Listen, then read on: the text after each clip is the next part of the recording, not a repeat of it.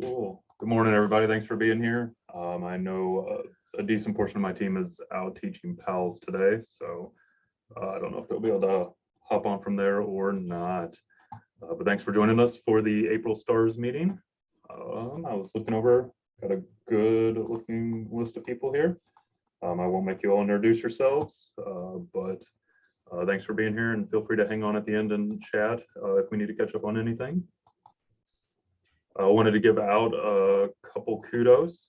So first of all, I guess the first one is possibly an unhappy kudos, but St. Louis Children's did lose Sabina. She has moved on in nursing. I know that's unfortunately a common theme in this day and age, but she has accepted a job in Illinois.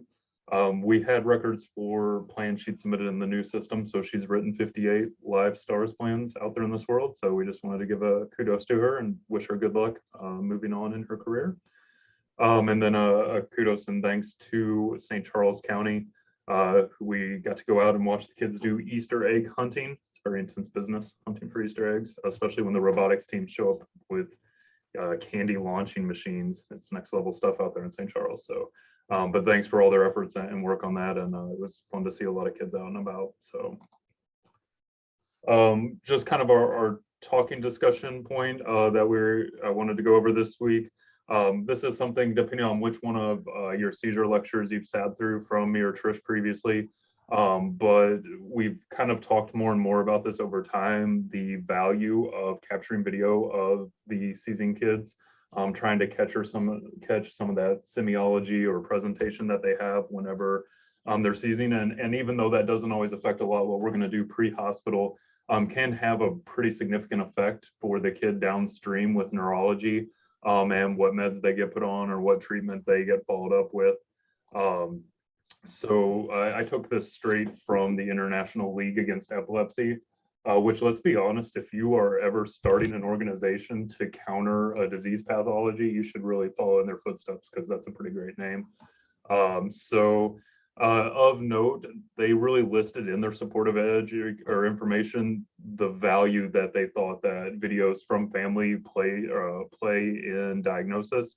And to just further hone in on that, this was from a neurology presentation that I was lucky enough to attend. And contrary to what we might think, or at least what I thought coming out of school, that, oh, it's the EEG that determines, this kid and what kind of seizures they have and what kind of epilepsy they have.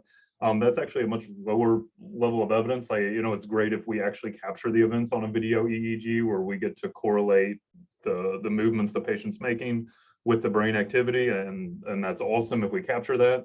But it doesn't always happen in that 24-hour EEG window. And so actually visualization of the event and video evidence of the event is, even better or higher level of evidence for us to try and make that diagnosis off and it can really help your patient out. So there has been at least some literature review on this. I will not pretend to be an amazing researcher, but there are a group of people who are looking at this. And just, some key things, they might not automatically give the diagnosis based off of that, but it will speed up the kid possibly getting to further diagnostic studies. And so that would, if nothing else, help your patient. So, there is some question of who's going to take the video. And whether, that's a healthcare provider, if that's possible in your organization, or else, if you have a family member there. It did dawn on me that it's another great use, especially for the panicked dad, just like what is it in childbirth, we always tell him to go throw towels in the dryer. Like, let's just have him, hey, pull out your phone and get a video. There's a lot of awesome people on that screen. Hi, everybody. Thanks for waving at me. So safety considerations. First of all, of course, the patient comes first over capturing video footage. And this was something that they put in this review, but environmental safety first, making sure the kid's in a safe area, obviously checking for disordered control of breathing and making sure our patient does continue to breathe. And then they really recommended no longer than 2 to 3 minutes of video. They didn't want longer than that. They mostly because they were afraid that it would interfere with people actually administering necessary therapies, particularly Diastat for the family or Valtoco or Nasalem or whatever the kid is home with. They did actually also have some recommendations for the cinematographers of the world, but ensuring good lighting would help the video, as well as, being able to actually see the kid. So I bring this up because it recently kind of played a role in a patient that we were considering for STARS. I won't read all of this to you, but long story short, this was a kid who was having an increasing number of events over the past year, something along the lines of like 8 to 10 with 7 EMS encounters. And there was just this huge question of what was actually going on in the scene. They were able to figure out that the high school actually had captured video footage on a security cam of it.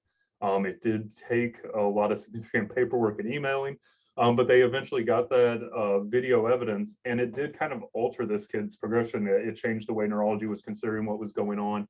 And so it really can play a significant role, a helpful role for your seizure or your epilepsy patients. So it's just something I wanted to bring up. I know we've talked about it.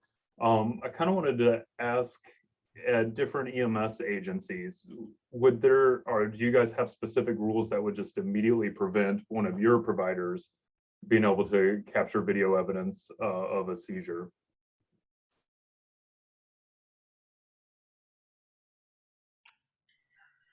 Hey Nick, it's Stephanie. We do have a policy that prevents them from using the cameras on the phone to capture images. It may have been it was definitely a backlash to social media. I don't know that we can't modify the policy, but that's the current state of it was in response to social media, and so it's probably 10 or 15 years old at this point. And I know the optics sometimes don't always look good, or at least if it's not, properly phrased about what EMS is doing. Do you have any other apps? Like, I know there's a couple apps for like stroke care and whatnot, where it's sort of built in with confidential video or video connection to the hospital. Do you guys use anything like that? We don't currently use any apps like that, but we do have a telemed app that has secure video from, either physician or advanced practice provider to our providers, but we don't have that incorporated into our procedure for clinical capture of things like this unless we're connected to that advanced practice provider or a physician. And that was actually part of the reason I wanted to even bring this up, just to initiate a discussion, is I kind of suspect that that will be a concern at a lot of agencies moving forward.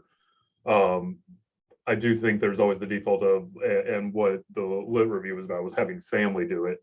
I do think that in the meantime is a very valid, like, hey, mom and dad, first of all, you're giving them something to do and to contribute to the scene.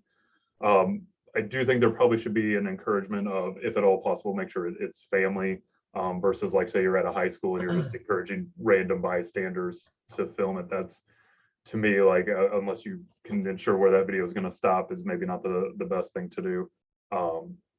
But it was just a conversation I want to open. It's, like I said, kind of antithetical to some other trends we've seen in EMS where we're trying not to do that. So I do think there could be some value, though, exploring that moving forward. Hey, Nicholas. Yes, sir. Ed, this is Denny Stanford from OSF St. Anthony's in Alton. And we've got a programs called Triage. I don't know if anybody is familiar with that, but our EMS providers have the ability to, they all have that app on their rigs and on their phones to capture video.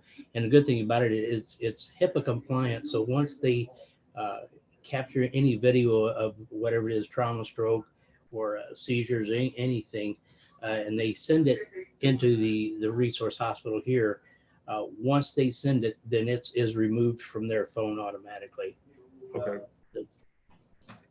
And just to follow up with that specific program, does that video get recorded, or is it just for like real time and then it disappears? No, it is recorded, but like I say, once they send it, it's captured on our radio and computers here, and then it becomes part of the patient record. And but once they do that, then it automatically is removed from their unit. Okay, that's pretty awesome. Sorry, just taking some notes. And you said the name was Triage? Actually, it's called Twiage, Twiage. I know the name's kind of silly, but Okay. luckily I'm not the one that invented that. Cool. Let's see. I see a bunch of chat. Hey Gina, when you guys upload the video of the ultrasound, does it attach as a file or does it exist in like a separate cloud that's linked to the ESO?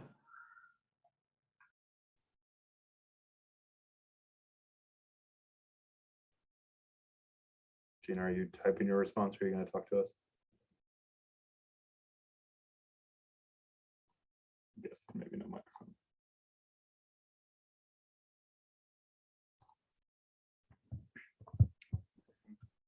Stephanie, about Pulsera for MU, it sounds a lot like what Triage was. We looked at that early on as well.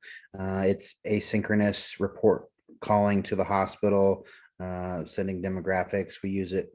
I hadn't considered this application in PEDS yet, but we've used it a lot in trauma and stroke patients for capturing both video and audio. Actually, I think it's only still image, if I remember right, and then audio files, but I'll have to look. In general, though, there's ways to send secure imaging back and forth that can be captured. Do you use Pulsera for your complete documentation package or just for that part of it? So far, just for that part of it, Okay. but it's still pretty new. I think that there's opportunity for other things. I know they have a EMS documentation strand, but I haven't explored it much. Now, we're still using Zool for our charts. All right, well, some good discussion there. I'm gonna move us on just in the interest of your guys' time, but I'll hang on afterwards and we can discuss platforms and thoughts on this a little bit further. I didn't have much for room for improvement today. Just one small thing that came up this week. Fortunately, it came up in a training situation and not in real life situations. Hi, Trish. But just a reminder, especially iGels, and for those agencies who either aren't used to them or the kids ones are a little bit new, with kind of the rollout of an increasing number of extraglottic devices, especially for the tiny human beings. I just wanted to point out that they do come a little bit packaged differently than the adult ones, and they can come in this full case. And anybody who's not familiar with that might accidentally drop this whole device into your patient. Which is not recommended and not the way it's meant to be worked. So please make sure to take it out of the casing before you use it. Like I said, it's kind of one of those chuckle things, but you don't know what you don't know. And for people who don't actually get to practice on their equipment before they roll it out on the trucks, just an important room for improvement pointer. All right, just our stars numbers for the month. So sorry, you click through the map. I know Miss Nikki's working on expanding that down there. We had a total net gain of 23 new stars for last month. You can see they kind of a pretty good spread on where they all went across both Illinois and Missouri. We've seen an increasing amount of users in and using the STARS platform. So hopefully we'll continue to see that left to right raise on that. And a significant increase in the number of emergency activations for last month, but actually a decrease in the number of dispatches. If you guys recall, this February 21 is a bogus number from testing, so please ignore that 44. But you can see just a few less dispatches for the last month. Transports, we counted 22 for the month. The MedStar unfortunately did have a full rest with one of our kids. It was run very well, unfortunately by a crew who's dealt with a number of our critical stars kids, but they did a great job. I did also want to give a shout out here on this one. We actually had a kid brought to us here at Glennon from the children's transport team.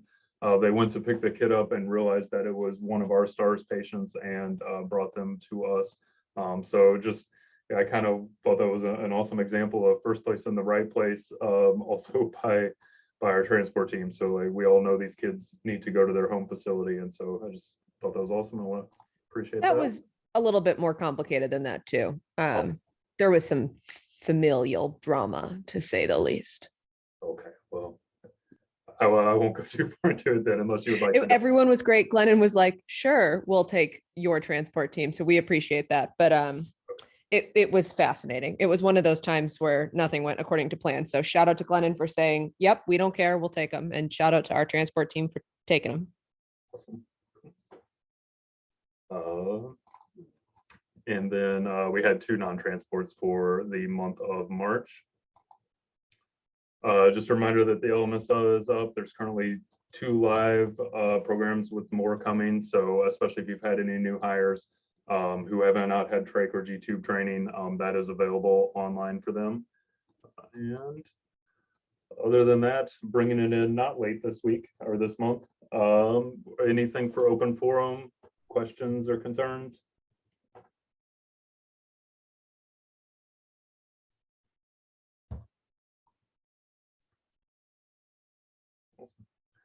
All right, well, I am gonna hang on here to answer any questions that anybody has, but if you guys don't mind having 13 minutes of your life back, I'm gonna end this month's meeting a little early.